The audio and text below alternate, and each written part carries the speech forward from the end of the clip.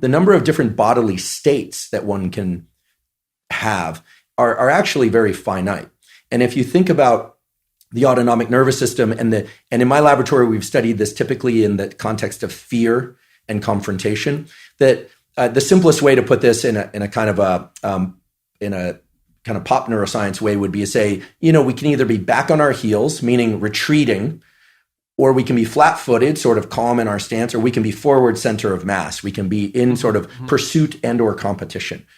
There really aren't other motor responses for an animal, including humans, right? You can either stay put, right, back up, or go forward. And this is... Yeah, well, it's useful for people to know that that's the basic platform upon which emotions are erected too, is that emotions are like signals of those action tendencies, and they are very simple. It's back up, get away, stop, or move forward. Right. And so generally we associate positive emotion with forward movement, and that would be positive emotion that's dopaminergically mediated fundamentally. Right. And then the halting would be, well, it can be calmness because there's nothing to do, but it can also be the paralysis that fear induces. And then panic and retreat are they're sort of on the border between anxiety and pain, I suppose. Pain responses. Yeah, exactly right. It's complicated in yeah. Yeah, okay. So these three major categories, I think, encompass most, if not all, of the possible responses, as you said, and probably form the base set for all emotions. I mean, my laboratory studied this mainly in the context of fear and confrontation. And one of the reasons we started to explore this was the following. We've all heard of fight or flight, or rest and digest, right? Those correspond to the alertness system and the calmness system of the autonomic nervous system in their kind of extreme forms. But what we observed in animals, and then now in human studies, we published about a year ago, is that when people are confronted with an anxiety-provoking scenario, in our case, we do this with virtual reality because we need to do it in the laboratory, we find their pain point, essentially. And by pain point, I don't mean extreme fear. I mean the thing that can raise their autonomic arousal, that has them in a mode of considering different options and trying to figure out what is strategic and what they're capable of in that moment. Could be heights, could be confrontation with a predator, animal. It varies by person, to people, but everyone has their pain point. Even Navy SEALs that we brought to the laboratory or other people from the special operations community, each and everyone has their pain point. What they do in response to that pain point is really what's interesting. And what we found was that the pause or freeze response certainly was associated with autonomic arousal, with stress and anxiety. We measure this in the brain and body. But it was the lowest anxiety response. People always think of panic, just being paralyzed in panic. That's actually the lowest anxiety response. Retreat was the next level up in terms of levels of heart rate change and levels of change within the insula of all places. We actually recorded from human insula through a partnership with neurosurgeons. And then we found that there were a subset of individuals and animals in the parallel animal work that would confront a fear, not necessarily reflexively, but after some consideration, they would lean into the challenge, essentially confront the thing that was making them feel anxious. And it turned out that response, surprisingly, was associated with the highest levels of autonomic arousal. And this gave... Right, so but that would be heart rate activation particularly? Heart rate activation and a change in what it's called the so-called gamma wave activity in the insula. We had electrodes in the insula, and what we found was that people who were willing to lean into that challenge, the insula took on essentially a change in its activity patterns, this gamma pattern. The heart rate increased, breathing increased, sweating increased. So these are all the marks of an anxiety attack. But here, if you were to just look at the behavior of the person or the animal, what you'd find is that they were marching forward toward their fear. This is and so then... That's voluntary exploration. Right. So now you did an animal study with mice where you showed, if I remember correctly, that the mice that were showing tail flicking, which was a prodroma to that exploratory activity, showed a particular form of brain activity that if you replicated with stimulation was more potently reinforcing than sexual stimulation. Right. So here's where the surprise came, the additional surprise came in. We thought, okay, wow, well, there are animals, these mice will tail flick in response to a threat, which is essentially saying, come on, let's go, let's fight, whereas other animals would retreat. And that tail flicking paralleled with in the human studies with people being confronted with it. For somebody who's scared of heights, to go through a virtual reality scenario of being up on a high beam between buildings might not sound like a big deal to the average video gamer or to you and me, but is an absolutely terrifying experience. for those people. But a subset of them will just march out onto that platform, or will even explore jumping off the platform with the understanding that it's virtual, and get very scared, but they will do it. And they also show these changes in insular activity and changes in heart rate and breathing. What was interesting to us was the mouse data told us that if you stimulate the brain area that was associated with all of this, it's an area of the midline thalamus.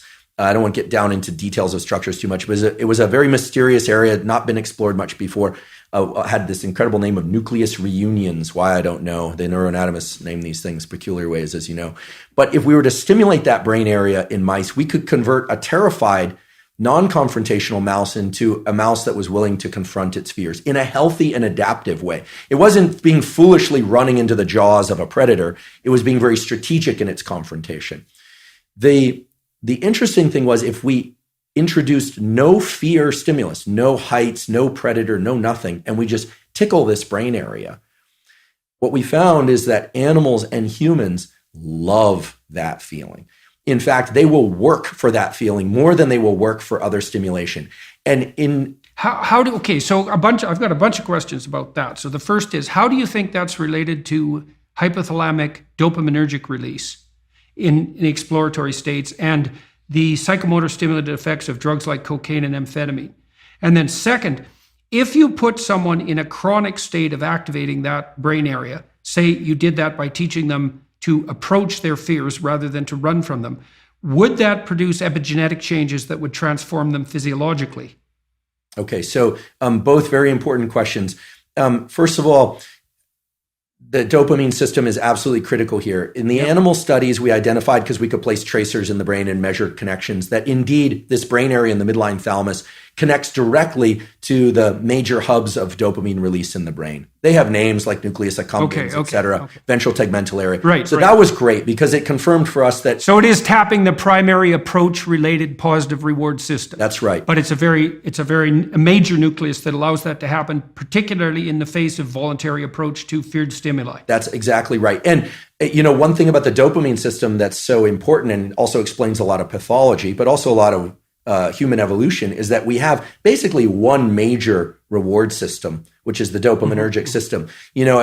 I sometimes like the analogy that, nowadays you hear about cryptocurrency, or the dollar versus the euro versus the this versus the that. There's only one currency in all of reality, actually, and it's dopamine. Whether or not it's the dollar-backed dopamine, or it's euro-backed dopamine, or Bitcoin-backed dopamine. In the end, whether or not someone has $1 billion or $2 is really that currency resides as something that's transacted in the real world, but their notion of power and potential is dopaminergic. And so too, the potential for mates, the potential for food, how much food you have, how much meat you have stored in the freezer tells you a lot about your security and well-being for you and your family, right?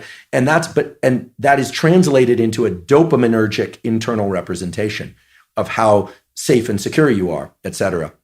So this system of fear versus confrontation taps directly into the dopaminergic system. And there's a beautiful set of studies that were done in the 1960s, published in the journal Science, as one of the top journals to publish in.